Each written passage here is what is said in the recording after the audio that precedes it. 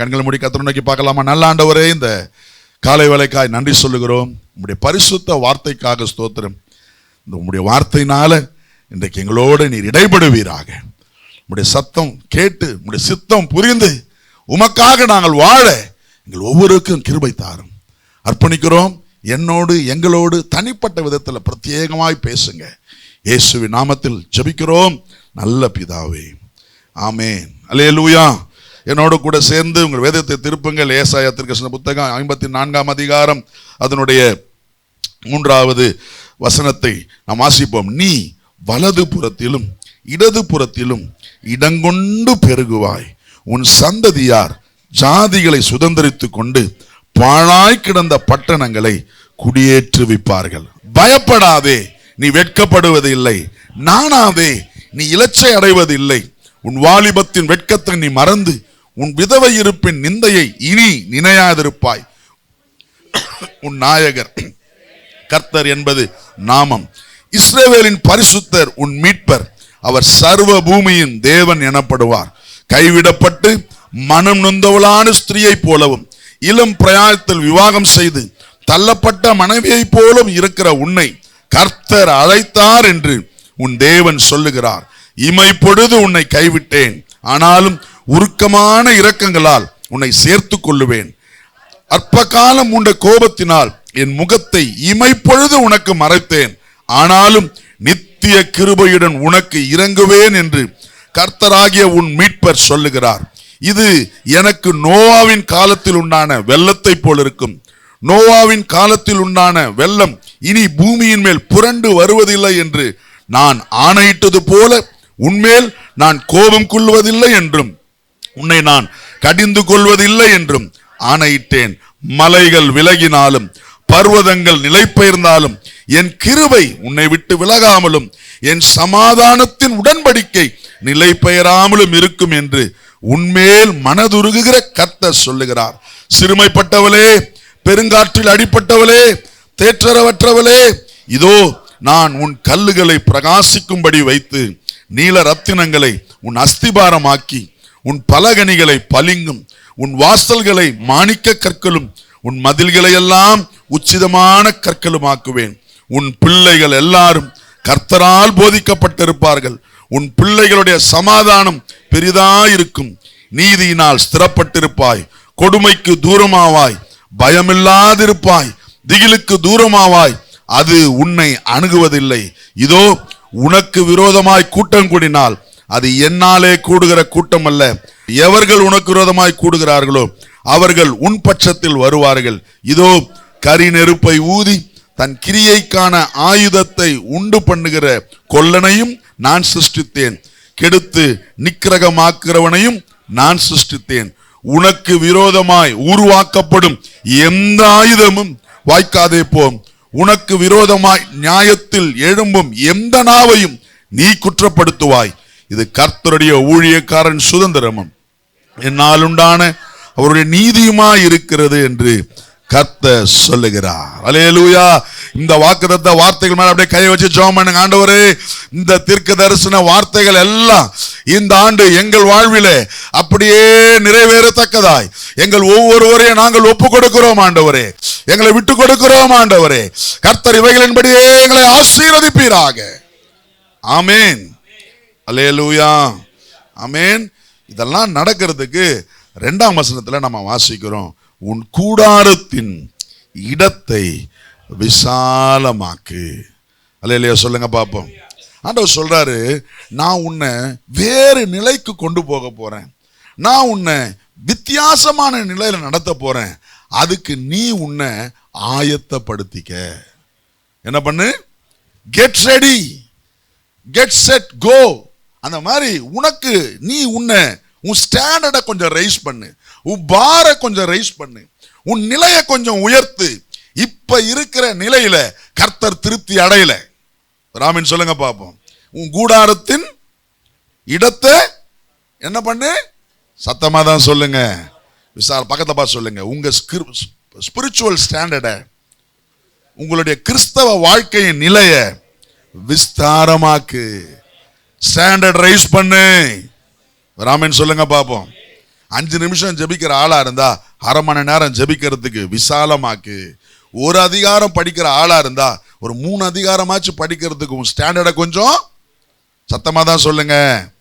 ஆமா, மாசத்துக்கு ஒரு நாள் சர்ச்சுக்கு வர ஆளா இருந்தா 4 வாரமும் சர்ச்சுக்கு வர்றதுக்கு உன் ஸ்டாண்டர்டை ரைஸ் பண்ணு. ஊழியத்துக்கே போவாத ஆளா இருந்தா ஊழியத்துக்கு வர்றதுக்கு உன் ஸ்டாண்டர்டை சத்தமா தான் சொல்லுங்க ரைஸ் பண்ணு. பக்கத்தை பார்த்து சொல்லுங்க, இருக்கிற நிலையிலிருந்து அடுத்த நிலைக்கு விரிவாக்கம் செய். அல்லேலூயா. இடத்தை விரிவாக்கு. அப்புறம் உன் திரைகள் விரிவாகட்டும், தடை செய்யாதே. என்ன பண்ணாத? போதும் போதும், என்ன ஜபிச்சு என்னத்தை கண்டோம், போதும் வேத வாசிச்சது போதும், ஊழியத்துக்கு போனது போதும் அப்படின்னு உன்னை நீயே என்ன பண்ணிக்காத. சத்தமா தான் சொல்லுங்க, தடை செய்யாதே. அல்லேலூயா. நீ தடை செய்யறது கர்த்தருடைய செயல்களை என்பது மறந்துடாதீங்க. தடை செய்யாதே. அப்புறம் என்ன கிடக்கு பாருங்க, அப்புறம் உன் கயிறுகளை நீளமாக்கி உன் முளைகளை உறுதிப்படுத்து. அல்லேலூயா. எவ்வளவுக்கு அதிகமாக தேவனுக்கு அடுத்த காரியங்களிலே விசாலமும் உறுதியும் நீளமாக மாற்றுகிறீர்களோ அவ்வளவு அதிகமாய் கர்த்தர் இந்த ஆண்டு மேன்மைகளை உங்கள் வாழ்விலே செய்வதை நீங்கள் பார்ப்பீர்கள். அல்லேலூயா. தேவன் தம்முடையவர் யார் என்றும் தம்முடையவர் அல்லாதவர்கள் யார் என்றும் மணி எது என்றும் பதர் எது என்றும் கர்த்தர் வெளிப்படுத்துகிற காலம் இது. ஆமென். ஜெபிக்கிறவர்கள் யார் என்றும் ஜெபிக்காதவர்கள் யார் என்றும், தேவனுக்காக வைராக்கியமாய் நிற்பவர்கள் யார் என்றும், அனலும் இல்லாமல் குளிரும் இல்லாமல் வெதுவெதுப்பாய் வாழ்கிறவர்கள் யார் என்பதும் கர்த்தர் வேறு பிரிக்கிற காலம் இது. செம்மறி ஆடுகளையும் வெள்ளாடுகளையும் கர்த்தர் வேறு பிரிக்கிற நேரம் இது. எத்தனை பேர் ஆமென் சொல்றீங்க? அல்லேலூயா. அப்போ நான் எந்த இடத்துல இருந்துறேன்னா கர்த்தர் பட்சத்தில் இருக்கிறவனாய் நான் மாறிவிட வேண்டும். அல்லேலூயா. நம்முடைய ஆவிக்குரிய வாழ்வில் ஒரு மாற்றத்தை கர்த்தர் கொண்டு வர விரும்புகிறார். ஆமென். எந்த அளவுக்கு என் உள்ளான மனிதனிலே மாற்றம் வருகிறதோ அந்த அளவுக்கு தேவனுடைய வாக்குத்தத்த வார்த்தைகள் எனக்குள்ளே நமக்குள்ளே நிறைவேறுகிறதை நாம் பார்ப்போம். பல ஆண்டுகளுடைய வாக்குத்தத்தங்கள், தடைப்பட்டிருக்கிற அத்தனை நன்மைகள் ஒன்று சேர்ந்து நிறைவேறுவதை நாம் பார்ப்போம். அல்லேலூயா. எத்தனை பேர் நம்புறீங்க? ஆமென். அதுக்கு நீ என்ன பண்ணு, உன் கூடாரத்தை சத்தமா தான் சொல்லுங்க, உன் ஸ்பிரிச்சுவல் டென்ட்டை என்லார்ஜ் பண்ணு. உன் ஆவிக்குரிய கூடாரத்தை என்ன பண்ணு, என்லார்ஜ் பண்ணு. இதுவரை குடும்ப ஜபம் இல்லாம இருப்பீங்கன்னா உங்க வீட்டில் குடும்ப ஜபத்தை ஆரம்பிங்க. நிறைய பேருடைய வீடுகளில் குடும்ப ஜபம் நடக்குது, கர்த்தருக்கு ஸ்தோத்திரம். இன்னமும் உங்க வீட்டில் குடும்ப ஜபம் இல்லைன்னா நீங்க you are missing something great. இந்த முதல் வாரத்திலேயே நான் உங்களுக்கு சொல்லட்டும், இந்த வருஷத்தின் ஆரம்பத்திலேயே குடும்ப ஜபத்தை ஆரம்பியுங்கள். கணவன் மனைவி பிள்ளைகள், நான் குடும்ப ஜபம்னு சொல்லும் பொழுது 1.5 மணி நேரம் உட்காந்து ஜபம் பண்ணுங்கன்னு சொல்லலை. ஏன்னா பிள்ளைங்களுக்கெல்லாம் கஷ்டமா இருக்கும். ஒரு 1/2 hour இல்லை 10 minutes குடும்பமா உட்கார்ந்து ஒரு வசனத்தை வாசிச்சு ஜபம் பண்ணுங்க. முடிஞ்சா குடும்ப தலைவன் ஜபம் பண்ணட்டும், இல்லையா குடும்ப தலைவி ஜபம் பண்ணட்டும், இல்லையா ஒரு நாளைக்கு ஒருத்தங்க ஜெபம் பண்ணுங்க. எங்க வீட்டில் டெய்லி நான் ஜெபம் பண்ணுவேன், நான் இல்லைன்னா மற்றவங்க ஜெபம் பண்ணுவாங்க. ஏன்னா குடும்ப தலைவனாகிய எனக்கு ஒரு பொறுப்பு இருக்குது. என் குடும்பத்துக்கு நான் காவலாளி, என் குடும்பத்துக்கு நான் ஆசாரியர். ராமன் சொல்லுங்க. அருமையான சகோதரர்களே, உங்களை பார்த்து நான் சொல்லட்டும், உங்க குடும்பத்துக்கு நீங்க தான் காவலாளி, உங்க குடும்பத்துக்கு நீங்க தான் ஆசாரியர், உங்க குடும்பத்துக்கு நீங்க சம்பாதிச்சு கொடுக்கிற வேளாள் மட்டும் கிடையாது. You must be a protector. You must be a priest. நீங்க குடும்ப ஜெபம் சொல்லுங்க, சத்தமா தான் சொல்லுங்களேன், குடும்ப ஜெபம் செய்யணும். காலையிலையோ மாலையிலையோ ஏதோ ஒரு நேரத்தை முடிவு பண்ணுங்க. பிள்ளைங்களை தூங்குறதுக்கு முன்னால எழுப்பி வச்சு, சின்ன பிள்ளைங்களா இருந்தா என்ன பண்ணுங்க, சத்தமா தான் சொல்லுங்க, ஜெபம் பண்ணுங்க. குடும்ப ஜெபம் என்கிற கூடாரத்தை நீ அகலமாக்கு. தனி ஜெபம் என்கிற கூடாரத்தை அகலமாக்கு. சாத்தான் உங்களை நன்மைகளை சுதந்திரிக்க முடியாதபடி பலவிதமான காரியங்களை செயல்படுத்த விடாம, செய்ய விடாம தடை செய்து கொண்டே இருக்கிறான். இந்த ஆண்டு you must enlarge yourself. தடை செய்யாதே. நீ தேவனுக்கு அடுத்த காரியங்களை தடை செய்யாதே. நீ தேவனுக்கு அடுத்த காரியங்களை உற்சாகத்தோடு செயல்படு. நன்மைகளை பார்ப்பார். ஆசீர்வாதங்களை நீங்கள் நிச்சயம் பார்ப்பீர்கள். விசுவாசிக்கிறவங்க சத்தமா ஆமென் சொல்லுங்க பார்ப்போம். அல்லேலூயா. நம்முடைய ஆவிக்குரிய வாழ்க்கையில ஸ்ட்ராங் ஆகணும், என்லார்ஜ் ஆகணும் அப்படின்னு நான் சொன்னேன். இந்த வசனத்து 2ஆம் வசனத்தின் அடிப்படையில் இயேசு முதலாவது நாம செய்ய வேண்டியது என்னன்னு சொல்லியிருக்கிறார். ஒரு சில காரியங்களில் ஒரு 6 காரியங்களை இயேசு சொல்லியிருக்கிறாரு. நீ முதல்ல பண்ணு, நீ இதை முதல்ல பண்ணு. இந்த வருஷத்தின் முதல்லையே நான் அது உங்களுக்கு சொன்னா நல்லா இருக்கும்னு நினைக்கிறேன். முதல்ல செய்ய வேண்டியதை முதல்ல செய்யலைன்னா நிறைய பிரச்சனை வந்துடும். ஒரு சில காரியத்தை சரி பண்ணிக்கலாம், ஒரு சில காரியம் சரியாகவே முடியாது. அதை தூக்கி போட்டுட்டு வேற தான் என்ன பண்ணி ஆகணும், செய்யணும். அதனால இயேசு நம்முடைய ஆவிக்குரிய வாழ்க்கையில நாம் சிறப்பா இயங்குவதற்கு நீ முதலாவது இதை செய், நீ முதலாவது இதை செய். அப்போ பின்னால செய்ய வேண்டியது முக்கியம் இல்லையா? முக்கியம்தான். ஆனா அதுக்கு முன்னால எதை பண்றது நல்லது? இதை செய்ய முதலாவது. So I'm going to talk about Jesus first thing. இயேசு சொன்ன முதலானவைகள். சொல்லுங்க, என் கூட சேர்ந்து சொல்லுங்க பாப்போம். இயேசு சொன்ன முதலானவைகள். ஒரு 6 காரியம் இருக்குது. நம்ம நிறைய, எனக்கு நேரம் தான் இல்லை, அதனால வேக வேகமா நிறைய வாசிக்க தான் போறேன். நான் நிறைய விளக்க போறதா. என்னோட கூட திருப்புங்க மத்தேயு 6ஆம் அதிகாரம். மத்தேயு 6ஆம் அதிகாரம் அதனுடைய 33வது வசனத்தை நீங்கள் வாசிப்பீர்களானால் நலமா இருக்கும். இந்த மத்தேயு 6ஆம் அதிகாரம் ரொம்ப ஆசீர்வாதமான ஒரு நல்ல ஒரு அதிகாரம். பார்த்துங்க, முழு வேதாகமே ரொம்ப ஆசீர்வாதமா நல்லது. அதுல ஒவ்வொன்றும் அப்பப்ப ரொம்ப நல்லா நமக்கு இனிமையா ருசியா இருக்கிற ஒரு காரியம். இந்த இடத்துல நான் போன வாரம் ஆண்கள் மீட்டிங்ல பேசும்போது சொன்னதையும் கொஞ்சம் ஞாபகப்படுத்திட்டு போயிடுறேன். இந்த இடத்துல 3 காரியத்தை ஆண்டவர் சொல்றாரு. நான் இப்ப அதை அது நம்ம சப்ஜெக்ட் கிடையாது, ஆனா அதை நான் சொல்லிடுறேன். 6ஆம் அதிகாரத்துல 2ஆம் வசனம் வாசிங்க பார்ப்போம். நீ தர்மம் செய்யும் பொழுது, மத்தேயு 6ஆம் அதிகாரத்துல 2ஆம் வசனம் எப்படி ஆரம்பிக்குது? நீ என்ன பண்ணும்போது? தர்மம் செய்யும் போது. அப்புறம் 5ஆம் வசனம் வாசிங்க பார்ப்போம். நீ ஜெபம் பண்ணும் பொழுது. அப்புறம் 16ஆம் வசனம் வாசிங்க பார்ப்போம். நீங்கள் உபவாசிக்கும் பொழுது. அப்ப 3 காரியம் சொல்றாரு. நீ தர்மம் செஞ்சா கிடையாது, செய்யும் போது. நீ ஜெபம் பண்ணா கிடையாது, ஜெபம் பண்ணும் போது. நீ உபவாசிச்சா கிடையாது, நீ உபவாசிக்கும் போது. அங்க பாத்தீங்கன்னா இங்கிலீஷ்ல பாத்தீங்கன்னா இஃப் அப்படி இல்லை, வென்னு போட்டிருக்கும். when you are praying, when you are giving, when you are fasting. அப்ப தேவன் நிச்சயமா நான் ஜெபிக்கணும்னு எதிர்பார்க்கிறார். எத்தனை பேர் ஆமென் சொல்றீங்க? ஆண்டவர் நிச்சயமா நான் உபவாசம் பண்ணணும்னு எதிர்பார்க்கிறார். ஆண்டவர் நிச்சயமா நான் கொடுக்கணும்ன்றது எதிர்பார்க்கிறார்.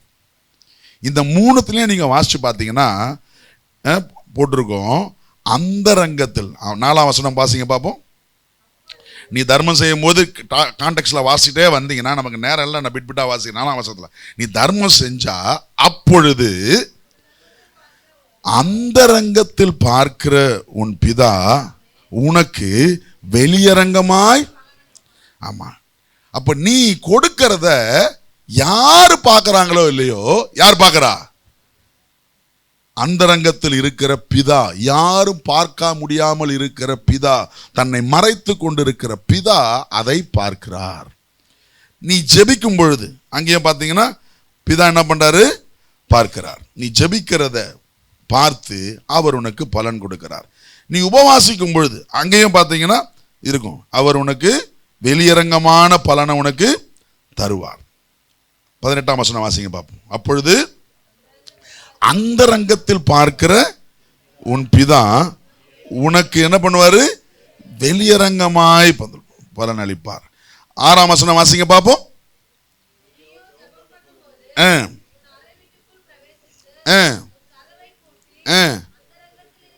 அந்தரங்கத்தில் இருக்கிற உன் பிதாவை நோக்கி ஜெபம் பண்ணு. அப்பொழுது அந்தரங்கத்தில் பார்க்கிற உன் பிதா, நல்லா கவனிங்க. அப்போ நீ கொடுக்கும் பொழுது யாரு பார்க்கிறாங்களோ இல்லையோ, பிதா பார்த்து கொண்டிருக்கிறார். நீ ஜெபிக்கும் பொழுது யார் பார்க்கிறாங்களோ இல்லையோ, பிதா பார்த்து கொண்டிருக்கிறார். நீ உபவாசிக்கும் பொழுது யார் பார்க்கிறாங்களோ இல்லையோ, யார் பார்க்கிறா? பிதா. எப்பயுமே நீங்க குடும்ப ஜபமா உட்கார்ந்து ஜெபிக்க ஆரம்பிச்சிட்டீங்கன்னா பரலோகம் உங்க மேல கவனமாகிறது. அவர் பார்க்கிறார். ஒரு தனி நபரா நீங்க ஜெபிக்க ஆரம்பிச்சிட்டீங்கன்னா தேவன் உங்களை பார்க்கிறார். நண்பர்களாக இணைந்து ஜெபிக்க ஆரம்பிச்சிட்டீங்கன்னா கர்த்தர் உங்களை பார்க்கிறாரு. சகோதரிகளாக இணைந்து சகோதரிகள் கூட்டத்தில் ஜெபிக்க ஆரம்பிச்சிட்டீங்கன்னா பிதா பார்க்கிறார். சகோதரர்களாக இணைந்து ஜெபிக்கும் பொழுது பிதா பார்க்கிறார். எத்தனை பேர் ஆமென் சொல்றீங்க? பார்க்கிறவர் சும்மா இல்ல, வெளியரங்கமாய் பலன் அளிப்பார். ஆமென். அப்ப பக்கத்துல பார்த்து சொல்லுங்க, நீ கட்டாயம் ஜெபம் பண்ணணும், கட்டாயம் உபவாசம் பண்ணணும், கட்டாயம் கர்த்தருக்கு கொடுக்கணும், தான தர்மங்கள் செய்யணும், தேவனுக்கு கொடுக்கணும். எத்தனை பேர் ஆமென் சொல்றீங்க? இதெல்லாம் அவர் பார்க்கிறார். கொடுத்தா இல்ல, ஜெபிச்சா இல்ல, உபவாசிச்சா இல்லை. நீங்க நிறைய பேருக்கு உபவாசம்னாலே முடிய மாட்டேங்குது. இதுவரை எப்படியோ போயிருச்சு. இனி உபவாசம்னா என்னதான்? சத்தமா சொல்லுங்க, உபவாசம் தான். 2 இட்லி சாப்பிட்டு வரலாமா? கிடையாது. சாப்பிட்டா பிரேயருக்கு வராதிங்க. நான் இனி அப்படிதான் பேச போறேன். இதுவரை சரி வரட்டும், போனா போட்டோம். சாப்பிட்டா என்ன பண்ணாதீங்க. உபவாச ஜெபத்துக்கு யாரும் வரலனாலும் பரவாயில்ல, தேவதூதர்கள் இருப்பாங்க, நான் இருப்பேன், என் கூட என் குடும்பம் இருக்கும். ஒரு சில ஊழியக்கார விட்டு விருப்பம் உள்ளவங்க இருக்க தான் செய்வாங்க. சும்மா வந்தவங்கலாம் ஏற்றிக்கின்னு போவோம், வந்தவங்களெல்லாம் சேர்த்துப்போம், வந்தவங்கெல்லாம் இல்லை. பக்கத்தில் பார்த்து சொல்லுங்க, காலம் கொடூரமான காலம் வருது. சத்தமாக சொல்லுங்க, கொடூரமான காலம் வருது. நாம் அதுக்கேற்ற மாதிரி ப்ரிப்பேர் ஆயிரணும். ராமன் சொல்லுங்க, அல்லேலூயா. உபவாச ஜபம்னா என்ன ஜபம்தான்? சத்தமாக சொல்லுங்க. சாப்பிட்டேன் வராத, தயவு செய்து உனக்கு கதவு அடைக்கப்படுகிறது. ஆமேன் சொல்லுங்க, சத்தமா தான். ஆமேன். உபவாச ஜபம்னா உபவாச ஜபம். ஜப நேரங்கள், உபவாச நேரங்கள் கட்டாயப்படுத்தப்படுகிறது. நீ காலாட்களோட ஓடும் போது இழைத்து போகாத. ரதங்களோட ஓடுற நேரம் வரும், குதிரைகளோட ஓடுற நேரம் வரப்போகுது. ராமன் சொல்லுங்க பார்ப்போம். அல்லேலூயா. சரி, இயேசு சொன்ன முதலாவது அதே 6ஆம் அதிகாரத்தில் 33ஆம் வசனம் வாசிங்க பார்ப்போம். மத்தேயு 6ஆம் அதிகாரம் 33ஆம் வசனம். முதலாவது தேவனுடைய ராஜ்யத்தையும் அவருடைய நீதியையும் தேடுங்கள், அப்பொழுது இவைகளெல்லாம் உங்களுக்கு. இயேசு சொன்ன முதலாவது நீ செய்ய வேண்டியது, நாம செய்ய வேண்டியது என்ன தெரியுமா? தேவ ராஜ்யத்தை, அவர் நீதியை தேடுங்கள். அல்லேலூயா. ஏன் சொல்றாரு? 31ஆம் வசனத்தை வாசிக்கிறேன் பாருங்க. ஆகையால், இப்ப ஆகையால்னு புரியணும்னா நீங்க முன்னால இருந்தே வாசிக்கணும். நமக்கு நேரம் இல்லைன்றதுனால நான் முன்னால இருந்து வாசிக்கல. ஆகையால் எண்ணத்தை உண்போம், எண்ணத்தை குடிப்போம் என்று கவலைப்படாதிருங்கள். பக்கத்துல பார்த்து சொல்லுங்க, என்ன சாப்பிட போறோம், என்ன ட்ரெஸ் பண்ண போறோம், எப்படி குடிக்க போறோம், எப்படி ஃபீஸ் கட்ட போறோம், எப்படி வாழ போறோம், எதை குறித்தும் என்ன பண்ணாத, கவலைப்படாமலே இரு. இதுக்கு முன்னாலெல்லாம் நீங்க வாசிச்சு பார்த்தீங்கன்னா அங்க ஆண்டவர் சொல்றாரு, நீ ஆகாயத்து பறவைகளை பாரு, அவைகள் விதைக்கிறதும் இல்லை, நூற்கிறதும் இல்லை, ஆனா கர்த்தர் உங்கள் பரமபிதா அவைகளை எல்லாம் போஷிக்கிறார். ஆமென். காட்டு புஷ்பங்களை பாரு, என்ன அழகா அது மலர்ந்து இருக்குது. சாலமோன் கூட அந்த அளவுக்கு உடுத்தினது இல்லை, அவைகளை எல்லாம் கர்த்தர் உடுத்துறாரு. அதனால இவைகளுக்கு செய்கிற தேவன் உங்களுக்கும் நிச்சயம் செய்வார். அதனால என்ன சாப்பிட போறோம், என்ன குடிக்க போறோம், எப்படி வாழ போறோம் என்ன பண்ணாதீங்க தயவு செய்து. சத்தமா சொல்லுங்க. இது நான் சொல்லல, இயேசு சொல்றாரு. நீ எதை குறித்தும் கவலைப்படாதே. நீ கவலைப்படுறதுனால உன் சரீரத்தின் அளவை ஒரு முழம் உயர்த்த கூடுமா, குறைக்க கூடுமா? எதுவும் செய்ய முடியாது. கவலைன்றது சாத்தான் உன்னை விழத்தள்ளுறதுக்கு கொண்டு வருகிற ஒரு யந்திரம், அது அவனுடைய தந்திரம். அதற்கு மாறா டோன்ட் பேனிக், பயப்படாத, கவலைப்படாத. பக்கத்தை பார்த்து சொல்லுங்க, கவலைப்படாதீங்க. எண்ணத்தை உண்போம், எண்ணத்தை குடிப்போம், எண்ணத்தை உடுப்போன்னு கவலைப்படாதீங்க. இவைகளை எல்லாம் 32ஆம் வசனம், இவைகளை எல்லாம் அஞ்ஞானிகள் நாடி தேடுகிறார்கள். சத்தமா சொல்லுங்க பாப்போம், யார் நாடி தேடுறாங்க? தேவனை குறித்த அறிவு இல்லாதவர்கள், அவங்க தான் அஞ்ஞானி. கர்த்தர் இல்லை என்று, தேவன் இல்லை என்று மூடன் சொல்லுகிறான். ஆனா தேவன் உண்டு என்று சொல்றவங்க ஆமென் சொல்லுங்க பாப்போம். அப்ப நீங்க ஞானிகள். அல்லேலூயா. அஞ்ஞானிகள் இவைகளை நாடி தேடுவாங்க. ஆனா தேவன் யார் என்கிறையும், தேவனை குறித்த அறிவு இருக்கிற நீங்க சொல்லணும், இதெல்லாம் நான் கவலைப்படவே மாட்டேன். எத்தனை பேர் ஆமென் சொல்றீங்க? இதுவரை உங்கள் வாழ்வுக்காக, உங்களுடைய தேவைகளுக்காக, உங்களுடைய ஆகாரத்துக்காக நீங்கள் கவலைப்பட்டு இருப்பீர்களே, ஆனால் இன்றைக்கு கர்த்தர் சொல்றாரு, அதை தூக்கி தூரம் போடு. நீ எதை குறித்து கவலைப்படாத. அடுத்தது பாருங்க, இவைகள் எல்லாம் 32ஆம் வசனத்தின் அடுத்த பகுதி, இவைகள் எல்லாம் உங்களுக்கு வேண்டியவைகள் என்று உங்கள் பரமபிதா அறிந்து இருக்கிறார். ஒரு ஆமென் சொல்லுங்க. பக்கத்தை பார்த்து சொல்லுங்க, உங்களுக்கு என்ன வேணும்னு உங்க தகப்பன் அறிந்து இருக்கிறார். அல்லேலூயா, அல்லேலூயா. எனக்கு ஆண்டவர் 2 பிள்ளைங்களை கொடுத்திருக்கிறாரு. இந்த 2 பிள்ளைங்களுக்கும் நான் அப்பாவா இருக்கிறதுனால அவங்களுக்கு என்ன வேணும்ன்றது அவங்க சொல்றதுக்கு முன்னாலேயே எனக்கு தெரியும். புரியுதுங்களா? இதுவரை அவங்களுக்கு எதெல்லாம் அவசியமோ, எதெல்லாம் தேவையோ, எதெல்லாம் கட்டாயமோ, அதெல்லாம் அவங்க கேட்காமலே, அவங்க கெஞ்சாமலே, அவங்கள கவலைப்படாமலே தகப்பனாகிய நான் என்ன பண்ணிருக்கிறேன்? செஞ்சிருக்கிறேன். நீங்களும் அப்படிதான். கரெக்டா? நாளைக்கு, இன்னைக்கு ஞாயிற்றுக்கிழமை, உங்க பிள்ளைங்க என்ன சாப்பிடணும்ன்றத நேத்தே நிறைய பேர் பிளான் பண்ணி அதுக்கேற்ற மாதிரி பொருட்களை வாங்கி வச்சிருப்பீங்க. உங்க பிள்ளை கேட்கல, அப்பா உங்களுக்கு தெரியும், தகப்பன் தாய் உங்களுக்கு தெரியும், உங்கள் பிள்ளைகளுக்கு எது வேண்டியவைகள் என்பதை நீங்க அறிஞ்சிருக்கிறீங்க. ஆண்டவரை என் அப்பான்னு சொல்றவங்க அல்லையிலே சொல்லுங்க பாப்போம். அவரை அப்பாவா நீங்க நினைச்சிருந்தீங்கன்னா அவருக்கு தெரியும் எப்ப உனக்கு எது தேவைன்னு, அதை அவர் செய்வார். அப்படி செய்யலனா அவர் நல்ல அப்பாவே கிடையாது. பொல்லாதவர்களாகிய நீங்கள் உங்கள் பிள்ளைகளுக்கு நல்ல ஈவுகளை கொடுக்க அறிந்திருக்கிற பொழுது அவர் அருளாதிருப்பாரா? அல்லேலூயா. பக்கத்தை பார்த்து சொல்லுங்க, தகப்பன் அற்றவர்கள் தான் கவலைப்படணும். இல்ல, சின்ன குழந்தை ஆனா அப்பாவே இல்லை, அதை கவனிக்கிறதுக்கு ஆளே இல்லை, அதை பராமரிக்கிறதுக்கு யாரும் இல்லை, அந்த குழந்தை தான் கவலைப்படும். ஆனா உங்களுக்கும் எனக்கும் பரம தகப்பன் இருக்கிறார். அல்லேலூயா. நித்திய தகப்பன் இருக்கிறார். ஒரு ஆமென் சொல்லுங்க பாப்போம். அவர் ஒரு நாள் நம்மை மறப்பதே இல்லை. அவர் அறிந்திருக்கிறார். திரும்ப 32ஆம் வசனம் வாசிங்க பாப்போம். இவைகளை எல்லாம் அஞ்ஞானிகள் நாடி தேடுகிறார்கள், ஆனா இவைகள் எல்லாம் உங்களுக்கு வேண்டியவைகள் என்று உங்கள் பரமபிதா அறிந்து இருக்கிறார். அவருக்கு தெரியாதது எதுவும் கிடையாது. எப்ப உனக்கு என்ன வேணும் அவர் அறிந்திருக்கிறார். அவர் அறிந்திருக்கிறதுனால அவர் செய்வார். எத்தனை பேர் விசுவாசிக்கிறீங்க? உங்களுக்கும் எனக்கும் ஒரு தகப்பன் இருப்பதனால என்னத்தை சாப்பிட போறோம், என்னத்தை உடுத்த போறோம், எங்க வாழ போறோம், எப்படி எதிர்காலம் இருக்க போகுதுன்றத கவலையே வேண்டாம், பயமே வேண்டாம். அதை விட்டுட்டு நீ முதலாவது என்ன தேடு. அடுத்த வசனம் 33ஆம் வசனம், முதலாவது தேவனுடைய ராஜ்யத்தையும் அவருடைய நீதியையும் தேடுங்கள், அப்பொழுது இவைகளெல்லாம் உங்களுக்கு கூட கொடுக்கப்படும். ஒரு ஆமென் சொல்லுங்க பாப்போம். அப்ப சாத்தான் நம்மளை என்ன பண்ணிடுறான் தெரியுமா? உன் வாழ்க்கையை குறித்த கவலையை கொடுத்துட்டு டிஸ்ட்ராக்ட் பண்ணி வச்சுட்டு தேவனுக்கு அடுத்தவைகளை தேட விடாம பண்ணிடுறான்.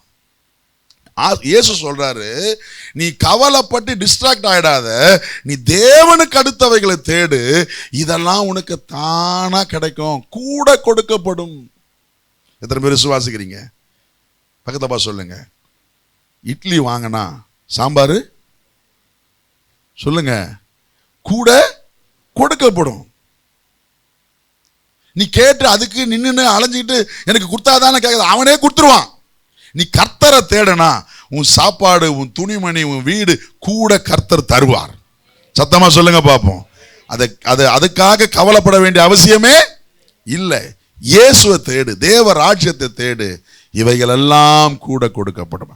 அடுத்த வசனம் பாருங்க, 34ஆம் வசனம். ஆகையால், சேர்ந்து வாசிங்க, நாளைக்காக கவலைப்படாதிருங்கள், நாளைய தினம் தன்னுடையவைகளுக்காக கவலைப்படும், அந்தந்த நாளுக்கு அதினதின் பாடு போதும். நாளைக்கு எப்படி இருப்போம் கவலைப்படாத, அப்பா இருக்கிறாரு. பக்கத்தப்பா சொல்லுங்க, எதிர்காலத்துக்காக கவலைப்படாதீங்க, அப்பா இருக்கிறாரு. நாளைக்காக கவலைப்படாதீங்க, அப்பா இருக்கிறாரு. என்ன சாப்பிடுவோம் கவலைப்படாதீங்க, அவருக்கு தெரியும். என்ன உடுத்துவோம் கவலைப்படாதீங்க, அவருக்கு தெரியும். நீ தேட வேண்டியதெல்லாம் தேவ ராஜ்யத்தையும் அவருடைய நீதியையும். அப்ப முதலாவது சொல்லுங்க, முதலாவது தேவ ராஜ்யம். சத்தமா சொல்லுங்க பாப்போம். முதலாவது, first seek the kingdom of God. இயேசு சொன்ன முதல் காரியம், இந்த ஆண்டு ஆரம்பத்திலேயே நான் உங்களை பார்த்து சொல்லட்டும், நீங்கள் முதலாவது தேட வேண்டியது தேவராஜ்யம். அல்லேலூயா. உங்க வாழ்க்கையில எது நடந்தாலும் அதுல தேவராஜ்யம் இருக்குதான்னு பார்த்துருங்க. நான் சொல்றது புரியுதா? நல்லா கவனிங்க. உங்க வாழ்க்கையில எது நடக்க வேண்டியதா இருந்தாலும், if God is there, you are there. If God is not there, you are not there. நல்லா கவனிங்களேன். இப்போ என் கூட ஒருத்தர் வந்து நம்ம ஃப்ரெண்டாகலாம், நம்ம பழகலாம் அப்படின்னு என் கூட பேசுகிறாரு, பழகிறாரு வச்சுங்க. நான் பார்ப்பேன், அவரில் தேவன் இருக்கிறாரா? சொல்லுங்க, சத்தமாக சொல்லுங்க. தேவ ராஜ்யம் இந்த நட்புல இருக்குதா? அப்படி தேவ ராஜ்யம் இல்லைன்னா நான் அதில் இல்லை. சத்தமாக தான் சொல்லுங்க. தேவ ராஜ்யம் அதில் இல்லைன்னா நான் அதில் இல்லை, எனக்கு அது இல்லை. ஒன்று, நான் யார் கூடனா பழகிறேன்னா, நல்லா கவனிங்க சகோதரர்களுக்கு நான் சொல்கிறேன், சகோதரிகளுக்கும் சொல்கிறேன், நீங்கள் யார் கூடனா பழகிறீங்கன்னா, யார் கூடனா பேசுகிறீங்கன்னா, ஒன்று அவங்க கிட்டேருந்து நீங்கள் கற்றுக்கணும் ஆண்டவரை பற்றி, இல்லையா உங்கள் கிட்டேருந்து அவங்க கற்றுக்கணும் யாரை பற்றி? ஆண்டவரை பற்றி. இது ரெண்டும் இல்லைன்னா அந்த நட்பே, சத்தமாக தான் சொல்லுங்க, வேணாம். ஏன் தெரியுமா? உன்னை அழிவுக்கு இழுத்துட்டு போயிடும், உன் நேரத்தை திருடிடும், தேவனோடு இருக்கிற நேரம் போயிடும், வேதம் வாசிக்கிற நேரம் போயிடும், விசுவாசம் குறைஞ்சிரும். யாரோடையாச்சும் ரொம்ப பழகிறோம், ரொம்ப பேசுகிறோம். நான் அதுக்குன்னு உங்கள் வேலையிலலாம் நிறைய பேர் பழகுவீங்க, நான் அதை பற்றிலாம் பேசலை. அதெல்லாம் ஒரு குறிப்பிட்ட வேலைக்காக செய்கிறது, பிஸ்னஸுக்காக. ஆனால் ஃப்ரெண்ட்ஸுன்னு இருக்கும் பார்த்தீங்களா, பழக்கம், நாங்கள் ரொம்ப க்ளோஸு, நான் ரொம்ப நேரம் பேசுவோம், உட்காந்து ரொம்ப டீ குடிப்போம். பிஸ்னஸுக்காக டீ குடிக்கிறது வேற, சும்மாவே டீ குடிப்போம். அதை பற்றி பேசுகிறேன் நான். வேலைக்காக பல இடத்துல நம்ம பேச வேண்டியது வரும். I am not talking about that. ஆனால் பழக்கம், என் க்ளோஸு, எனக்கு பெஸ்டி, எனக்கு ஃப்ரெண்டு அப்படின்னா, ஒன்று அவங்க கிட்ட இருந்து நான் கற்றுக்கணும், இல்லைன்னா என் கிட்ட இருந்து இயேசு அங்கே இருக்கணும், இயேசுக்கு அடுத்த காரியம் இருக்கணும். அது இல்லைன்னா எனக்கு அந்த உறவு, சத்தமாக தான் சொல்லுங்க, இல்லை. ஏன்னா தேவராஜ்யம் அதில் இல்லை, காட்ஸ் கிங்டம் அதில் இல்லை. தேவராஜ்யம் இல்லாதது எனக்கு வேண்டாம். இதில் போய் நான் சொல்றது புரியுது? நான் உங்களை பார்த்து ஒரு சிலருக்கு தேவன் என் இதயத்தில் உணர்த்துனால நான் ஜாக்கிரதையாக எச்சரிப்பாக சொல்கிறேன். தேவையில்லாத, தேவராஜ்யம் இல்லாத நட்புகள் இருக்கிறது, உறவுகள் இருக்கிறது. இயேசுவின் நாமத்தில் அதிலிருந்து வெளியே வர பழகுங்க. உன் விசுவாசத்தை அது தடுக்கும், உன் ஆவிக்குரிய வளர்ச்சி அது தடுக்கும். தேவனுக்குள்ள உன்னுடைய வளர்ச்சி, உன் விசுவாசம் தடைப்பட்டு போகும். Come out of that evil relationship. அது சாத்தானுடைய தந்திரம். உன்னுடைய ஆவிக்குரிய வாழ்க்கையில நீ முன்னேறாதபடிக்கு சத்துரு உனக்கு விரித்திருக்கிற வலை மறந்து விடாதே. இல்லையா? இயேசு பத்தி சொல்லுங்க, தேவ ராஜ்யத்தை உள்ள கொண்டு வந்துருங்க, தேவ ராஜ்யத்தை பேச ஆரம்பிச்சிருங்க. அப்ப தெரியும் அவங்களுடைய சுயநலம், அப்ப தெரியும் எப்படிப்பட்டவங்கன்னு சொல்லி. நான் சொல்றது புரியுது? அப்படி இல்லையா, come out of that relationship, come out of that friendship, come out of that evil thing. எதுவா இருந்தாலும் தேவராஜ்யம் அதில் இருக்கணும். ராமன் சொல்லுங்க பார்ப்போம். வாலிப பிள்ளைங்களுக்கும் சொல்கிறேன், பெற்றவங்களுக்கும் சொல்கிறேன், ரொம்ப அழகாக இருக்கிறான் பாஸ்டர், அவன் மேலே ஒரு ஆர்வமாக வந்துடுச்சு பாஸ்டர். இயேசு இல்லாத ஒரு வாழ்க்கை எதிர்காலம் உனக்கு வேணாம். எனக்கு தெரியும் எத்தனையோ பிள்ளைங்க அழகை பார்த்து, படிப்பை பார்த்து, அவன் வர பைக்கை பார்த்து அவன் பின்னால் போயிட்டு அழுதுட்டு உட்காந்துருக்கவங்க தெரியும். தேவ ராஜ்யம் இல்லாதது வேண்டாம். தேவ ராஜ்யம் இல்லாத எந்த உறவுகளும், எந்த நட்புகளும், எந்த ஐக்கியங்களும் வேணாம். முதலாவது தேவ ராஜ்யத்தை சொல்லுங்க, சத்தமா சொல்லுங்க பாப்போம். முதலாவது தேவ ராஜ்யத்தையும் நீதியையும் தேடுங்கள், அப்பொழுது இவைகள் எல்லாம். நிறைய நேரம் ஏன் தெரியுமா எனக்கு கிடைக்க வேண்டியது கிடைக்கல? ஏன் தெரியுமா எனக்கு ஆகாரமும் உடையும் என் பரமபிதாவால் என்ன தர முடியல? நான் தேவ ராஜ்யத்தை தேடல, தேவ ராஜ்யத்தை விரும்பல. இயேசு என் வாழ்க்கையின் மைய புள்ளி. ஒரு ஆமென் சொல்லுங்க பாப்போம். உங்க குடும்பத்தினுடைய மைய புள்ளி யாரா இருக்கணும்? சத்தமா சொல்லுங்க. உங்க பிசினஸுக்கு மைய புள்ளி அச்சாணி இயேசு, உங்க குடும்பத்துக்கு அச்சாணி இயேசு, உங்க வேலைக்கு, உங்க உறவுகளுக்கு, நட்புகளுக்கு, எவ்ரிதிங் ஹேங்ஸ் அரவுண்ட் ஜீசஸ். இயேசு இல்லாம, இயேசு என்ற அச்சாணி இல்லாம என் வாழ்க்கை இல்லை. எத்தனை பேர் ஆமென் சொல்றீங்க? அல்லேலூயா சொல்லுங்க. முதலாவது தேவராட்சியம், முதலாவது தேவராட்சியம். சத்தமா சொல்லுங்க, முதலாவது தேவராட்சியம். உங்க வாழ்க்கையில எல்லாத்துலயும் இயேசு இருக்கிறாரான்னு பார்க்க ஆரம்பிச்சிடணும். ஆமென் சொல்லுங்க பாப்போம். Where Jesus comes. ஒரு காரியத்தை நீங்க முடிவு எடுக்கணும்னா, உதாரணத்துக்கு ஏதோ ஒரு முடிவு எடுக்க போறீங்க, ஒரு முடிவு எடுக்கணும்னா இயேசு அதுல இருக்கிறாரா பாத்துங்க, தேவராஜ்யம் அதுல இருக்குதான்னு பாத்துங்க. தேவராஜ்யம் இல்லைன்னா அந்த முடிவு வேண்டாம். தேவனுக்காக அங்க எதுவும் இல்லைன்னா அந்த முடிவு வேண்டாம். முதலாவது தேவராஜ்யத்தையும் நீதியையும் தேடுங்கள், அப்பொழுது இவைகள் உங்களுக்கு என்னாகும்? கூட கொடுக்கப்படும். இரண்டாவது ஒரு வசனத்தை வாசிச்சிரோமா? வாசிப்போம். மத்தேயு 5ஆம் அதிகாரம் 23, 24. மத்தேயு 5ஆம் அதிகாரம் 23, 24. வேகமா வாசிச்சிருங்க. ஆகையால் ஏதாவது சீக்கிரம் முடிவு பண்ணி வாசிங்க. ஆகையால் நீ பலிபீடத்தினிடத்தில் உன் காணிக்கையை செலுத்த வந்து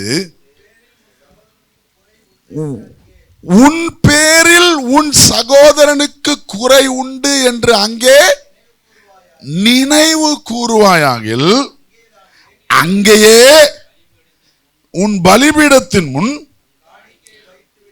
உன் காணிக்கையை வைத்துவிட்டு போய், சொல்லுங்க முதலாவது முன்பு, சத்தமா சொல்லுங்க முன்பு, ஃபர்ஸ்ட், முதலாவது முன்பு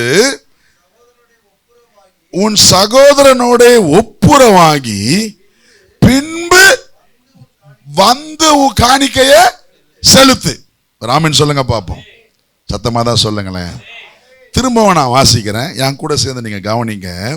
ஆகையால் நீ தானியேல் ஆகிய நான் பலிபீடத்தில் உன் காணிக்கையை செலுத்த வந்து உன் பேரில் உன் சகோதரனுக்கு குறை உண்டு என்று அங்கே நினைவு கூறுவாயாகில். யாருக்கு? நல்லா கவனிச்சுப்பாங்க. இயேசு என்ன சொல்றாரு?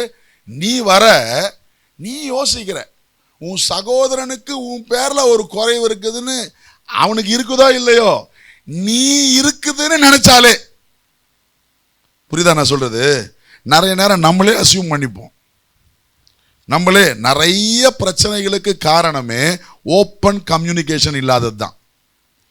நிறைய குறைவுகளுக்கு, மனத்தாங்கலுக்கு காரணமே சரியா என்ன பண்ணிக்காதது, பேசி. நான் நினைச்சுக்கிட்டேன், நீ நினைச்சுக்கிட்ட, நினைச்சுக்கிறது தான் பிரச்சனையே. சொல்லுவாங்கல்ல, நினைப்பு பொழப்பை கெடுத்ததுன்ற மாதிரி நிறைய நேரம் அவர் அசம்ஷன் இஸ் த ப்ராப்ளம். எப்ப ஒரு பிரச்சனை சரியாகனா நினைப்ப தூக்கி தூரம் வச்சுட்டு என்ன பண்ணணும்? பேசணும், பேசணும். என்னதான் வருது பாப்போமே. உன் குறைய நீ சொல்லு, என் குறைய நான் சொல்றேன். பேசாம நினைச்சுக்கிட்டே இருந்தா பிரச்சனை என்ன ஆகிட்டே போகும். சத்தமா தான் சொல்லுங்களேன். எனக்கு ஒரு பழக்கம் இருக்குது. நிறைய நேரம் யார்கிட்டாச்சும் பேசினேன்னா சாப்பிட போலாமான்னு கேட்பேன். ஒரு சிலவங்களுக்கு தெரியும், சாப்பிட போலாமான்னு கேட்டா ஒன்று என்கரேஜ் பண்ண போறான், இல்லைன்னா எதையோ பேச போறான். கூப்பிட்டு உட்கார வச்சு ஒரு 1 மணி நேரம் 2 மணி நேரம் நல்லா சாப்பிட்டு பேசினா எல்லாம் முடிஞ்சு போச்சு. ஏன்னா சாப்பாடு டேபிள்ல யாரும் இல்லாத ஒரு இடத்துல நமக்கு நிறைய ஓப்பன் ஸ்பேஸ் கிடைக்கும். எங்கேயும் விலகியும் போக முடியாது. ஏன்னா முன்னால என்ன வச்சுட்டோம், எழுந்து போவ பேசித்தான் ஆகணும். கான்வர்சேஷனை. அப்போ ஒரு கஷ்டம் இருக்கு. இப்ப என்னை பத்தி ராஜா தப்பா நினைக்கிறாருன்னு நான் நினைச்சாலே என்ன பண்ணணுமா?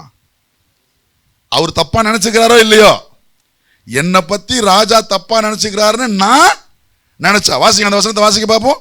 உன் பேரில் உன் சகோதரனுக்கு குறை உண்டு என்று அங்கே நினைவு. நீ நினைச்சுக்கிட்டா, அவனுக்கு இருக்குதோ இல்லையோ தெரியல, ஆனா குறை இருக்கிற மாதிரி நான் நினைச்சுக்கிட்டா, ஃபர்ஸ்ட் என்ன பண்ணு? உன் காணிக்கைய சொல்லுங்க போற்று. அப்படின்லாம் இல்லை. ஆண்டவர் சொல்றாரு, உன் காணிக்க வேணாம்ப்பா, நீ எனக்கு முக்கியம். ஒரு ஆமென் சொல்லுங்க பாப்போம். உன் காணிக்கையை வச்சிரு. ஏன்னா அந்த காணிக்கையினால கர்த்தர் பிரியப்பட போறது இல்ல. உன் காணிக்கையை வச்சுட்டு உன் பொருத்தனைகளை நிறுத்திட்டு நீ போய் பேசி ஒப்புரவாகி அங்கேதானே பலிபீடத்தின் முன் உன் காணிக்கையை வைத்து விட்டு போய் முன்பு உன் சகோதரனோட ஒப்புரவாகி பின்பு வந்து என்ன பண்ணு, காணிக்கைய செலுத்து. அப்புறம் ஒப்புரவு ஆகலைனா நீ காணிக்கையே தர வேணாம், பரவாயில்ல. எத்தனை பேர் நான் சொல்றது புரியுது? இது இயேசு சொன்ன முதலாவது நான் முன்பு செய்ய வேண்டியது. நான் முன்பு செய்ய வேண்டியது. ஏன்னா யாதொரு கசப்பான வேரும் நமக்குள்ள முளைக்க விட்டுறக்கூடாது. கஷ்டங்கள் வரும், பிரச்சனைகள் வரும், மிஸ் அண்டர்ஸ்டாண்டிங்ஸ் வரும், தவிர்க்கவே முடியாது. ஆனா அதை பேசி அவ்வப்பொழுது சரி செய்து யாரிடத்திலையும் மனஸ்தாபம் இல்லாமல் இருக்க கர்த்தர் நம்மை அழைக்கிறார். எத்தனை பேர் ஆமென் சொல்றீங்க? நான் திரும்ப திரும்ப சொல்லுவேன்ல, நான் பல முறை சொல்லியிருக்கிறேன், உங்களுக்கு ஞாபகம் இருக்கும். நாம் எல்லாரிடத்துலையும் பிரியமா இருக்க முடியாது, ஆனா எல்லாரிடத்துலையும் அன்பா இருக்க நான் அழைக்கப்பட்டிருக்கிறேன். அல்லேலூயா. பிரியமா இருக்கிறது யாரை பொறுத்துனா அவங்கள பொறுத்து இருக்குது. இப்போ லோகு கிட்ட நான் பிரியமா இருக்கிறேன்னா அது அவரை பொறுத்து இருக்குது. அவர் என் கூட நல்லா பேசி, அவர் என் கூட நல்லா பழகி, அவர் என் கூட நல்லா நேரம் செலவிட்டார்னா நான் எனக்கு அவர் மேல ஆட்டோமேட்டிக்கா என்ன வந்துடும் சொல்லுங்க? பிரியம் வந்துடும். பிரியம் எதிர் நபரை பொறுத்து. ஆனால் அன்பு செலுத்த வேண்டியது தெரிந்தவர்கள் தெரியாதவர்கள் யாரா இருந்தாலும் மனுஷங்களா இருக்கிறதுனால அவங்களை அன்பு செலுத்த நான் அழைக்கப்பட்டிருக்கிறேன். எத்தனை பேர் ஆமென் சொல்றீங்க? தேவன் எல்லார் மேலேயும் அன்பா இருக்கிறார், ஆனா அவருடைய பிள்ளைகள் மேல அவர் பிரியமா இருக்கிறார். அல்லேலூயா, ஆமென். அதனால யாரிடத்துலயாச்சும் ஒரு மனஸ்தாபம் இருக்குதுன்னா முதலாவது அதை சரி செய்து கொள்ளுங்க. இந்த ஆண்டு சொல்றேன், குடும்பங்களில நான் அவங்களோட சண்டை, இவங்களோட சண்டை, நண்பர்களிடத்துல சண்டை, ஏதோ ஒரு மனஸ்தாபம், ஏதோ ஒரு கலக்கம் இருந்தா please set right yourself for your good sake. உங்கள் நன்மைக்காக, உங்கள் ஆசீர்வாதத்திற்காக, உங்களுடைய எதிர்காலத்திற்காக, அவங்களுக்காக இல்லை, உங்களுக்காக அதை செய்யுங்க.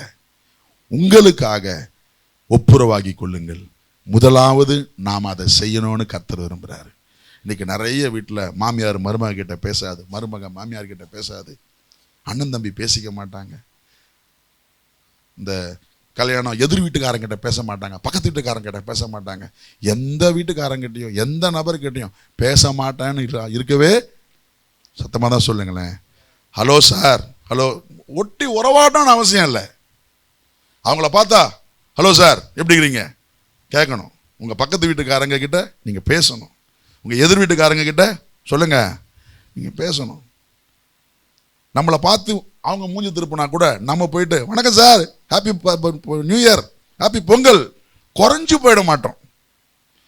4 வாட்டி மூஞ்சி திருப்புவான், 5வது வாட்டி அவனே கையை தூக்கிடுவான். நீங்கள் செஞ்சு பாருங்களேன். ஏன்னா நம்ம மூஞ்சி திருப்பினா இவன் என்ன பண்ணுவான், சொல்ல போகிறான், நம்மளே என்ன பண்ணிடுவோம், சொல்லிடுவோம். முன்பு ஒப்புரவாகி பின்பு காணிக்கை செலுத்து. முன்பு ஒப்புரவாகி பின்பு ஆராதனை செய். தேவன் ஒப்புரவாகுதலை எதிர்பார்க்கிறார். இன்னைக்கு சபைக்குள்ளேயே நிறைய நேரம் அப்படி உண்டு. அந்த விசுவாசிக்கிட்ட பேச மாட்டேன், இந்த விசுவாசிக்கிட்ட பேச மாட்டேன். நிறைய சர்ச்சில் பாஸ்டர் கிட்ட பேச மாட்டேன்ற விசுவாசியாக இருக்குது. இல்லை, வேணாம், அதெல்லாம் வேணாம். பரலோகத்தில் ஒன்றா தான் வாழணும். பரலோகத்துக்கு நம்ம போகணும். எப்போ யாருடைய நேரம் முடியும்னு தெரியாது. போன வாரம் கிறிஸ்மஸ் அன்னைக்கு நான் கேள்விப்பட்டேன், 23 வயசு பையன் நல்லா பிரியாணி சாப்பிட்டு கண்ணை மூடிட்டான். ஒரு நோய் இல்லை, ஒரு பிரச்சனை இல்லை. அவன் பண்ண தப்பெல்லாம் பிரியாணி சாப்பிட்டது, எல்லாரும் சாப்பிட்டோமே. யாருக்கு எப்போ ஜீவன் பிரியும் தெரியாது, யாருக்கு என்னைக்கு காரியங்கள் மாறும் தெரியாது. இருக்கும் பொழுதே சமாதானமாய், இருக்கும் பொழுதே ஒப்புரவாய். கண்கட்ட பிறகு சூரிய நமஸ்காரம் வேணாம், இருக்கும் பொழுதே ஒப்புரவாகிறோம். முன்பு ஒப்புரவாகி பின்பு காணிக்கை செலுத்து. 3வது வாசிப்போமா? 7வது அதிகாரம், மத்தேயு 7ஆம் அதிகாரம், மத்தேயு 7ஆம் அதிகாரம் 5ஆம் வசனம். இயேசு சொன்ன அடுத்த முன்பு, நீ முன்பு செய்ய வேண்டியது என்னன்னு சொல்றாரு பாருங்க. மத்தேயு 7ஆம் அதிகாரம் 5ஆம் வசனம். என்னங்க? ஐயோ, ரொம்ப பயமா இருக்குதே. மாயக்காரரே, முன்பு உன் கண்ணில் இருக்கிற உத்திரத்தை எடுத்து போடு, பின்பு உன் சகோதரன் கண்ணில் இருக்கிற துரும்பை எடுத்து போட வகை பார்ப்பா. இயேசு சொன்னாரு, முதல்ல உன் கண்ணில் இருக்கிற ஓட்டையை பாரு. அதுவும் என்னவா? உன் கண்ணில் இருக்கிற உத்திரம். உத்திரம் என்னதுங்க? வீட்டுக்கு மேல ரூஃபுக்கு சப்போர்ட் பண்ண வச்சிருப்பாங்கல்ல, அவ்வளோ பெரிய கட்டை உன் கண்ணை மறைச்சிட்டு இருக்குது. அது உனக்கு தெரியல. ஆனா உன் எதிர்க்கில் இருக்கிறவனுக்கிட்ட சின்ன துரும்பு இருக்குது, அது உனக்கு எப்படி தெரியுது? பெருசா தெரியுது. முதல் உன் பிரச்சனையை நீ பாரு. முதல் முன்பு உன் கண்ணில் இருக்கிற உத்திரத்தை எடுத்து போடு, பின்பு உன் சகோதரன் கண்ணில் இருக்கிற துரும்பை எடுத்து போட வகை பார்ப்பாய். இதை புரிஞ்சுக்கிறதுக்கு முதல் வசனத்தை வாசிப்போம். நீங்கள் குற்றவாளிகளாக தீர்க்கப்படாதபடிக்கு மற்றவர்களை குற்றவாளிகள் என்று தீர்க்காதிருங்கள். நிறைய பேருக்கு ஜட்ஜ்மெண்டல் இருக்கும். அவங்க சரியில்லை, இவங்க சரியில்லை, அது சரியில்லை, இது சரியில்லைன்னு. நீ மற்றவங்களை சரியில்லைன்னு சொல்றதுக்கு முன்னால உன்னையே நீ பாரு, உன் பிரச்சனைய பாரு, உனக்குள்ள இருக்கிற குறைய பாரு, உன் கண்ணுல மறைச்சிருக்கிற துரும்ப பாரு. அதுக்கப்புறம் அவங்க கண்ணில் இருக்கிற துருவ பார்க்கலாம். உத்தரம் இங்க இருக்குது, இத பாரு. மற்றவனை சரி செய்யறதுக்கு முன்னால உன்னை நீ சரி செஞ்சிக்க. முன்பு நீ சரி செய். ரெண்டாம் வசனம் பாருங்க. ஏனெனில் நீங்கள் மற்றவர்களை தீர்க்கிற தீர்ப்பின்படியே உங்களுக்கும் தீர்க்கப்படுவீர்கள். நீங்களும் தீர்க்கப்படுவீர்கள். நீங்கள் மற்றவர்களுக்கு அளக்கிற அளவின்படியே உங்களுக்கும் அளக்கப்படும். நீ உன் கண்ணில் இருக்கிற உத்திரத்தை உணராமல் உன் சகோதரன் கண்ணில் இருக்கிற துரும்பை பார்க்கிறது என்ன? இதோ உன் கண்ணில் உத்திரம் இருக்கையில் உன் சகோதரனை நோக்கி நான் உன் கண்ணில் இருக்கும் துரும்பை எடுத்து போடட்டும் என்று நீ சொல்லுவது எப்படி? மாயக்காரனே, முன்பு உன் கண்ணில் இருக்கிற உத்திரத்தை எடுத்து போடு, பின்பு உன் சகோதரன் கண்ணில் இருக்கிற துரும்பை எடுத்து போட வகை பார்ப்பாய். ராமன் சொல்லுங்க பார்ப்போம். எதுக்கெடுத்தாலும் ஜட்ஜ்மெண்டல் ஸ்பிரிட் வேணாம். எதுக்கெடுத்தாலும் அது சரியில்லை, இவங்க சரியில்லை, ஓட்டையை கண்டுபிடிக்கிறதே வாழ்க்கையா இருக்க வேணாம். முன்பு உனக்குள்ள இருக்கிற ஓட்டையை பாரு, உனக்குள்ள இருக்கிற உத்தரத்தை பாரு.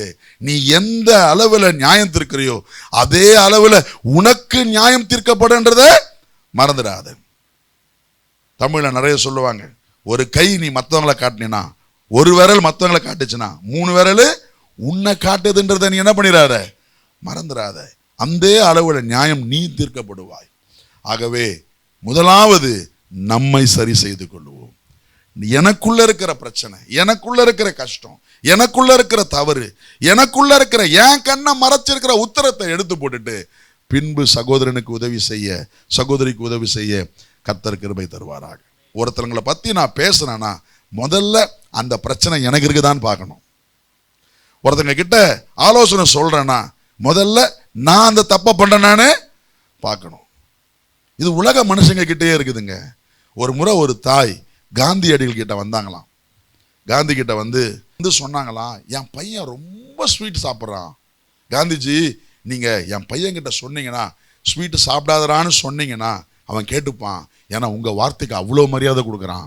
நீங்க சொன்ன உடனே கேட்டுப்பான். அதனால கொஞ்சம் சொல்லுங்க காந்தி, இவனுக்கு என்ன சாப்பிடாதுன்னு சொல்லுங்க, நிறைய இனிப்பு சாப்பிடாதரான்னு சொல்லுங்க அப்படின்னு சொன்னாங்களாம். உடனே காந்தி சொன்னாராம், ஏம்மா போயிட்டு 1 வாரம் கழிச்சு வாமா நான் சொல்றேன்னாராம்.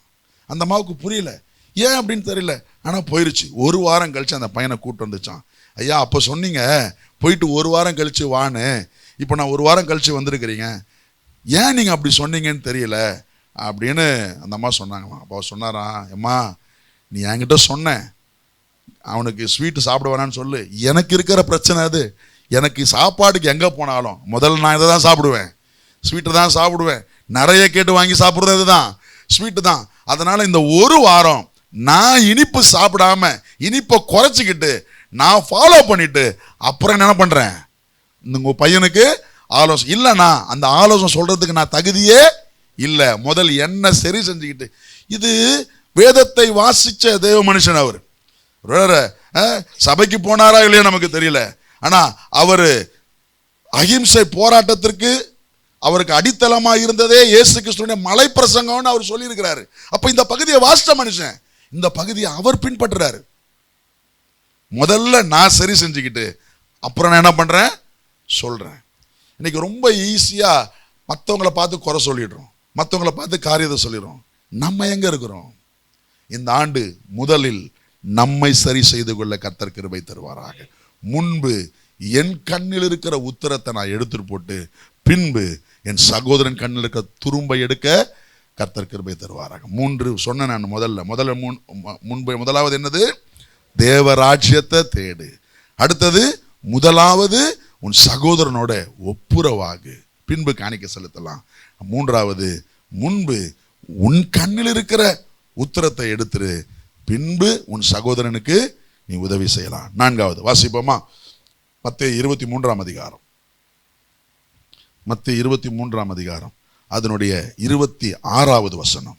மத்தேயு 23:26. மத்தேயு 23ஆம் அதிகாரம் 26வது வசனம் சேர்த்து வாசிங்க. குருடனான பரிசேயனே, ஆண்டவர் பாருங்க ரொம்ப ஹாஷா பேசலாம். அங்க மாயக்காரனே என்றாரு, இங்க கண்ணு தெரியாத பரிசேயனே என்றாரு. குருடனான பரிசேயனே, போஜன பான பாத்திரங்களின் வெளிப்புறம் சுத்தமாகும்படி அவைகளின் உட்புறத்தை முதலாவது சுத்தமாக்கு. அல்லேலூயா. என்ன பண்ணு? முதலாவது என்ன பண்ணு? உட்புறத்தை என்ன பண்ணு? சுத்தம் பண்ணு. ஏன்? நீங்க முன்னால வாசிச்சு பாருங்க 24ஆம் வசனத்திலிருந்து, குருடரான வழிகாட்டுகளே, கொசு இல்லாதபடி வடிகட்டி ஒட்டகத்தை விழுங்குறவர்களாய். ஒரு சில விஷயத்துல ரொம்ப ஸ்ட்ரிக்ட் ஆகிற மாதிரி இருக்கிறீங்க, ஆனா பெரிய விஷயத்தையே கோட்டை விட்டுறீங்க சொல்றாரு. மாயக்காரராகிய வேத பாரகரே, பரிசேயரே, உங்களுக்கு ஐயோ, போஜன பான பாத்திரங்களின் வெளிப்புறத்தை சுத்தமாக்குகிறீர்கள், உட்புறத்திலோ அவைகள் கொள்ளையினாலும் அனிதத்தினாலும் நிறைந்திருக்கிறது. உனக்கு முக்கியமெல்லாம் அவுட்வேர்டு அப்பியரன்ஸ் தான். வெளிப்புறத்தை ரொம்ப கிளீனா வச்சுக்கிறீங்க, ஆனா உள்ள அசுத்தம், உள்ள நாற்றம், உள்ள கொள்ளையினால நிறைஞ்சிருக்குது. ஆனா வெளியில பார்க்க எப்படி இருக்குது? பல நல்லா இருக்குது. நம்ம நிறைய பேர் நம்ம நாட்களில் பார்க்கறோம்ல, 4 நாள் குளிக்க மாட்டான், ஆனா வெளியில வரும்போது சூப்பரா என்ன தச்சுக்கிறது? சென்ட் அடிச்சுட்டு வர்றது. உள்ள சுத்தமாகிறதுக்கு முதல்ல கவனம் செய்யி, அப்ப வெளியில சுத்தமாகும். உட்புறத்தில் கவனம் காட்டு. இன்னைக்கு நிறைய நேரம் கிறிஸ்தவ வாழ்க்கை எப்படி தெரியுமா? வெள்ளை பேண்ட், வெள்ளை சட்டை, இயேசுவே கர்த்தர் ரட்சகர்னு பைபிள்ல, பைக்ல ஸ்டிக்கரு, கார்ல ஸ்டிக்கரு, எல்லாம் வெளியில எல்லாம் வேஷம். முதல்ல எங்க இருக்கணும்? சத்தமா தான் சொல்லுங்களேன். அதனால நான் பைக்ல ஒட்ட வேணான்னு சொல்லல. அதை காட்டிலும் நீ கிறிஸ்தவன் என்பது உன் வாகனத்தை பார்த்து தெரிஞ்சுக்கிறதுக்கு முன்னால உன் வாழ்க்கைய பார்த்து தெரிஞ்சுக்கணும். ராமன் சொல்லுங்க. நான் கிறிஸ்தவன்றத என்னுடைய பேட்சையோ, என்னுடைய உடையோ, என்னுடைய காரியத்தையோ இல்ல, என் கூட பேசும்பொழுது என் வார்த்தை, என் செயல், எனக்குள்ள இருந்து இயேசு வரணும். எனக்கு வெளியில இயேசு தானா வெளிப்படுவார். உள்ள மாறுச்சுன்னா வெளியில மாறிடும். இன்னைக்கு நிறைய நேரம் வெளியில மட்டும் மாற்றம் இருக்குது, உள்ளான மாற்றம் இல்லை. இயேசு சொல்றாரு, மாயக்காரன் நீ, பரிசேயன் நீ, முதல்ல உள்ள சரி செய். சொல்லுங்க, முதல்ல எங்க சரி செய்யணும்? பாத்திரத்தின் உட்புறத்தை சரி செய், பின்பு வெளிப்புறம் தானாக சுத்தமாகும். 27ஆம் வசனம் வாசிக்கிறேன் பாருங்க. மாயக்காரராகிய வேத பாரகரே, பரிசேயரே, உங்களுக்கு ஐயோ, வெள்ளையடிக்கப்பட்ட கல்லறைகளுக்கு ஒப்பா இருக்கிறீங்க. கல்லறையை பார்த்துருக்கிறீங்களா? மேலே எப்படி இருக்கும்? நல்லா வெள்ளையா, வெள்ளை அடிச்சு பூவை போட்டு நல்லா பல. இப்போ நம்மலாம் நிறைய டைல்ஸு, கிரானைட் ஸ்டோன்ஸு எல்லாம் போட்டு மேலே பல இருக்கும். மேலே அப்படியே பளிச்சுன்னு சூப்பராக இருக்கும். மேலே இருக்கிற விஷயத்தை பார்த்து ஏமாந்துடாத.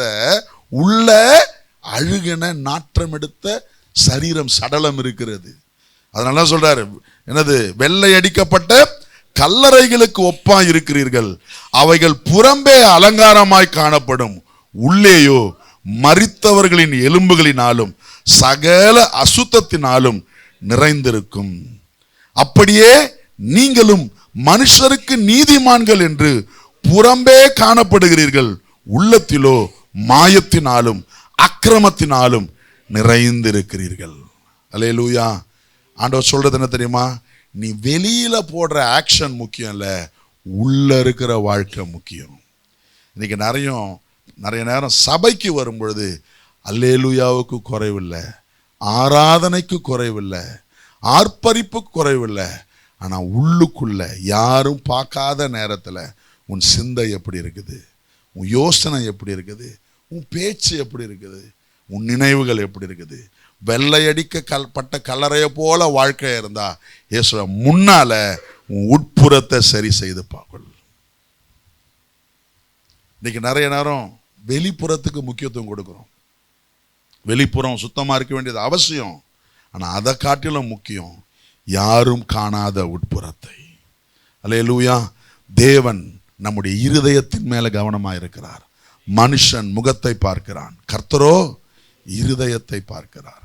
கோபம், கசப்பு, எரிச்சல், பொறாமை, பெருமை, அகந்த இதெல்லாம் உள்ள, ஆனா வெளியில வணக்கம் பிரதர் தாழ்மையின் வேஷம் இருந்தா மனுஷன் வெளியில பார்த்து ஏமாந்துருவான். ஆனா தேவன் உள்ளத்தை பார்க்கிறார். அப்படிப்பட்டவங்களை பார்த்து ஆண்டவர் சொல்றாரு, இது வெள்ளையடிக்கப்பட்ட கல்லறை. இன்னைக்கு என் வாழ்க்கை உங்க வாழ்க்கை வெள்ளையடிக்கப்பட்ட கல்லறையா இருக்கக்கூடாது. உள்ளிருந்து சுத்தம் வர வேண்டும். சொல்லுங்க, உள்ளிருந்து உட்புறத்தில ஒரு சுத்தம். அல்லேலூயா. ஆண்டவர் சொல்றார், முன்னால உட்புறத்தை சுத்தம் பண்ணு. பாத்திரத்தை வெளியில மட்டும் கழுவி வச்சிடாத, உள்ள சுத்தம் பண்ணு.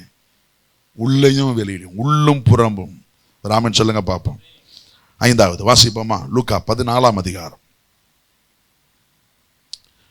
லூக்கா 14ஆம் அதிகாரம் 30-31வது வசனத்தை வாசிப்போம். இயேசு சொன்ன இன்னும் முதலாவது. லூக்கா 14வது அதிகாரம் 30-31 வசனம் வாசிங்க. லூக்கா 14:30-31. யோனாவுக்கு போயிட்டீங்களே. வாசிங்க. இந்த மனுஷன் கட்ட தொடங்கி